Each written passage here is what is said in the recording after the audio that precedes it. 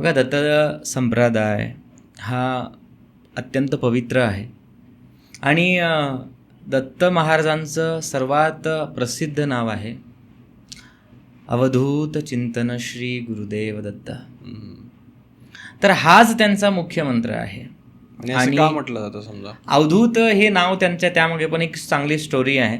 पण मी अवधूतेचा अर्थ सांगतो की जो पाप पुण्य कोणत्याही कामविकार कोणत्याही विकारामध्ये जो कधी फसलेला नाही आहे, जो निर्विकार शुद्ध चैतन्य रूप आहे, त्याला अवधूत म्हटलेलं आहे. तसे अनेक अर्थ पण असू शकतात, पण हा अर्थ मला योग्य वाटतो म्हणून त्यांना अवधूत म्हटलेलं आहे. आणि ज्याच्या स्मरणाने ज्याला ह्या सगळ्या बाधा आहेत, विकारांच्या बाधा आहेत, ज्याला काम क्रोध मोह लोभ मत्सर माया पाप पुण्य जे काही असेल याच्यामध्ये जो लिप्त आहे, त्यांचं स्मरण जो करतो तत्काल त्याच्या त्या बाधा निघतात म्हणून त्यांना अवधूत चिंतन असं म्हटलेलं आहे.